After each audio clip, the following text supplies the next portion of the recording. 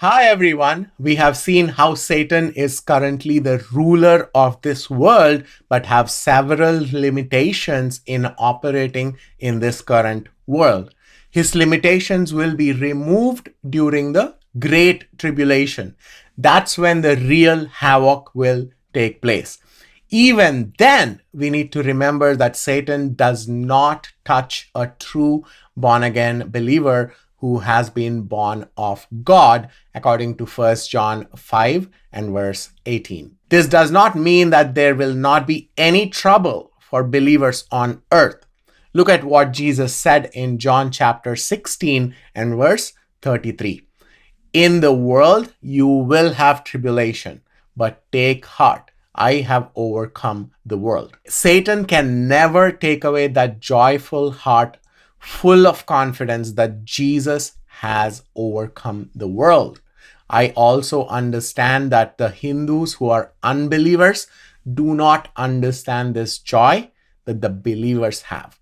Anyway, let us understand a little bit more about the Hindus in this video. So let's get into it. My name is Andy and you're watching Gospel in Action. Here I strive to teach the Bible to my fellow brothers and sisters, clear their misunderstandings, if any, and also equip them to reach out to their fellow Hindu family and friends, all with love and only love. So as I said in the last video, the Hindus ignore the presence of Satan in this world because Satan doesn't put a label on his forehead and claim that he himself is Satan. No, Satan masquerades himself as an angel of light, according to 2 Corinthians chapter 11 and verse 14.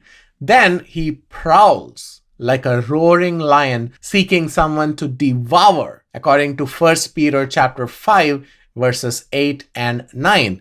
So the Hindus who are all agnostics mistakenly worship Satan, thinking he himself is God. I have mentioned in the past that almost all Hindus worship their own consciences as their own gods. Why? Because they believe that they are a part of that supreme soul and that soul dwells in them. They believe that they are not sinners to begin with, but are divine themselves. So the religious Hindus do everything based on what their consciences say. In the process, they worship any object or any animal as God because in their minds, God is omnipresent, and that every object or a living thing is divine as well. Hence, they tend to be attracted to a few places or a few people that display some kind of a supernatural ability in their perspective. Yes, they believe that God is omnipresent, but because they are human and are in a material world, they tend to be attracted to such things where they think that they can be benefited in terms of being healthy and wealthy. This sinful and selfish belief system can lead them to inadvertently worship Satan, as they may mistake his deceptive appearances for divine manifestations. It is crucial to understand the nuances of these Hindu religious practices and beliefs to avoid falling into such traps of massive deception. Let me show you a video which my father posted recently. This video explains it all. Watch it and we'll discuss later. I have come to a Baba's devotees place in Chennai. The area's name is KK Nagar, where almost last 20 days and plus Baba is giving his blessed Udi throughout the puja place. If you can see, his smile is one among the best smiles I have seen, and the Udi is spread across all over the place in their puja space. This is the sacred Satcharita, Sai Satcharita, written by Hemant Pant. Even on the book, there's a lot of Udi spread, which you can see. These are the two padukas of Baba, but even that is covered with Udi. And these are Baba's eyes, a picture kept here. Even on this picture, you can see the Udi is sprinkled across. And this is the main idol in their house, Baba's idol. If you can see, the entire space here is spread with Udi. And since couple of days, even Kumkum is observed on the idol of Baba by itself. And if you see, even behind the wall, you can see the patches of Udi sprinkled here and there by our Baba.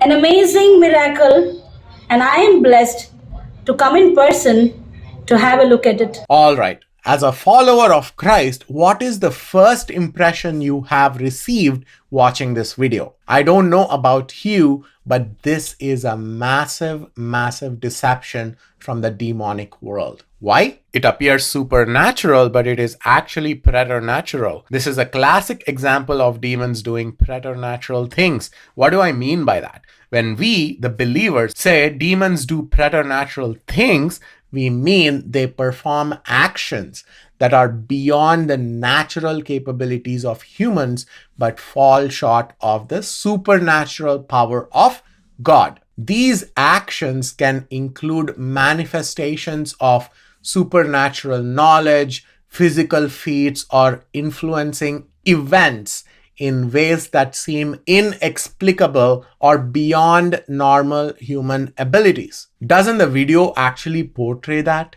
Although there is no proof of falling ash on a live video. I'm not even claiming that all that ash in the video was a deliberate deception by the people living in that house. I am assuming all that ash came without anyone's intervention. That is the whole point of preternatural things, right? The preternatural actually refers to the phenomena or abilities that lie outside the realm of natural laws of this world, but are not considered truly divine or miraculous. It's a term often used in theological discussions to describe the activities of spiritual beings like demons or angels. For example, demons might exhibit preternatural knowledge by revealing hidden information or secrets to individuals. This has actually happened in my family. It is another classic example which I don't have a video proof at this time, but it is when my uncle testified that his God, who was a man, told him things about his childhood which no one knew, including his childhood name. And that is the very reason why he became an ardent devotee to that man, a master conman, Satya Sai Baba, who is none other than a fully possessed demon. Unfortunately, 99% of my whole family worships this demon-possessed man even after he was dead and gone for more than 12 years now. This conman even predicted his own death. It turned out to be a false prediction, proving that he was not divine at all.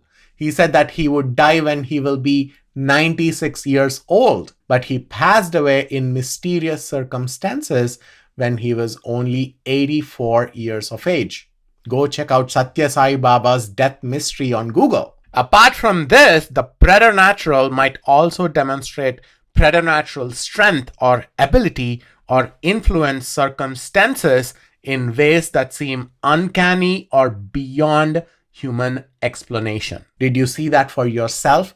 Does the video portray the same or not? So my ultimate call to all you Hindus is to open your eyes to see things clearly and try to understand the distinction between the natural, preternatural, and supernatural. This is very important for you, and it helps you to differentiate between divine actions and those performed by other spiritual entities like these demons. As I said earlier, You Hindus also do not acknowledge Satan and the evil he does in this world. Am I right? This is because you were taught to discard the evil and absorb the good. In fact, it is very dangerous to not acknowledge the evil, because this perspective will lead you to overlooking or downplaying the existence of Satan, which can leave you and your families vulnerable to continued deception and manipulation. And the worst part of it all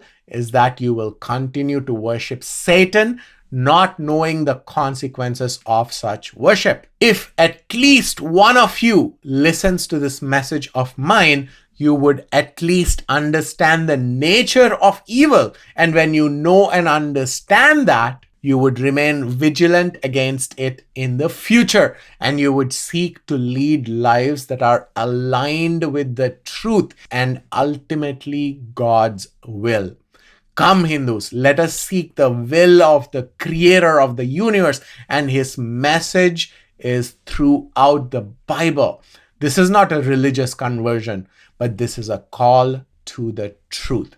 The rest is up to you guys. I hope this message at least touches one of you. God bless you. I will see you in the next one.